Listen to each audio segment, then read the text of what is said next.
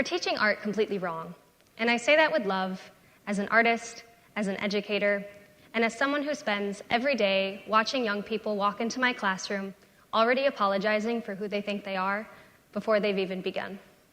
Every year, without fail, a student walks in and says, "I'm not good at art," or "Please just give me something easy so I don't ruin it."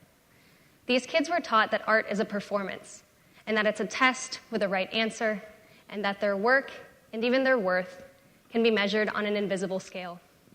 This belief doesn't just make them afraid of making art, it makes them afraid of being seen. When we stop creating to perform, we give ourselves permission to be seen. Art is a mirror, not a measure. And that shift changes how students engage in the art room. Most of my students don't get art wrong because they lack talent. They struggle because of what the world told them art is supposed to be. Perfect, impressive. But what I'm seeing in my classroom is fear, not inability. Psychologists have found that what people fear isn't failure itself, it's being seen failing, being exposed mid-process, before something is polished, as a beginner. But that fear isn't something we're born with. No kindergartner says, "My art sucks." So what happens? Researcher Elizabeth Wood of the University of Sheffield found that around age 7, children begin separating play from work. Play becomes not serious, and work becomes performance. By middle school, they have traded the lantern of curiosity for the spotlight of performance. They are terrified to even begin the creation process. In my classroom, I see it in 3 ways. The child who can't begin because they believe that they'll fail, the child who has an idea but is afraid to mess it up, and the child who gives up the moment their work doesn't match the picture in their mind. These kids don't need technique first. They need permission. Permission to make something that isn't polished yet, but is theirs.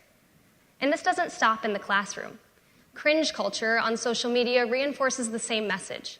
Trying too hard, caring too much, or looking like a beginner is embarrassing. But what young people fear isn't being cringe. They fear failing. They keep their ideas in their head where they remain perfect, rather than risking judgment in the real world. The fear of visibility becomes paralyzing. When I was a middle school student, I filled notebooks with doodles from cats to self-portraits, and none of it felt like real art because I had already learned to judge it. But in college, something shifted. I spent over 50 hours on my first major oil painting. Somewhere in that process, my art stopped being something I made and started being something that was showing me who I was becoming. That painting became my mirror. I had painted a woman hunched over, guarding her heart, her gaze longing for something more. I realized something uncomfortable. I was painting a version of myself I no longer wished to be. The canvas revealed that I was shrinking in rooms where I should have been standing tall. Painting became my teacher, forcing me to think critically about who I was and how I showed up in my life. And that's when I learned that art is where you meet yourself and where you free yourself. Today, I see this truth unfolding in my students. A student who splatter paints every day may not have the words for the chaos they're releasing. A student building a cardboard world from a TV show is showing me where they feel safe. Research from Carrie J. Matheson of Northwestern University suggests that creative spaces allow students to explore identity safely and on their own terms, before they're ready to put feelings into words. But often, kids think that making bad art means that they are bad at art. What looks like bad art is just deep exploration, the messy middle where growth is happening. When I shifted my classroom to a choice-based model, everything changed. I had a student, we'll call him Eddie, who froze at the start of every project. He would sharpen his pencil repeatedly, rearrange supplies, ask to leave, anything but begin. Because beginning meant being seen trying and feeling like you're failing.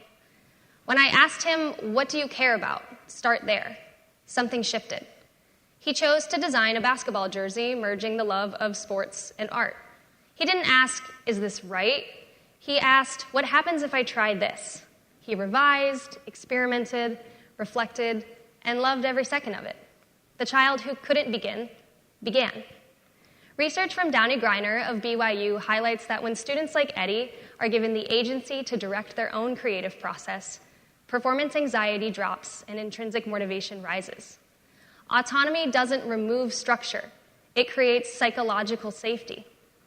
The biggest misconception about art is that its purpose is to make something beautiful.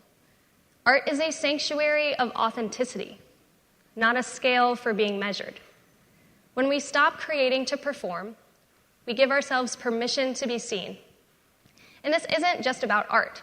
It's about the writer staring at a blank page, afraid the words won't be brilliant, the math student avoiding homework because getting it wrong feels like proof that they're not smart, or the entrepreneur sitting on an idea because they don't want to look foolish. Anytime we avoid beginning because we're afraid of judgment, we're creating to perform. But when we allow ourselves to try, struggle, and look like beginners, we are creating to express. And when we create from that place, we don't just create better art, we become more honest versions of ourselves. So the next time you feel the fear of beginning, remember, you're not on stage with everybody watching. You're simply standing in front of the mirror. Step forward and let yourself be seen. Thank you.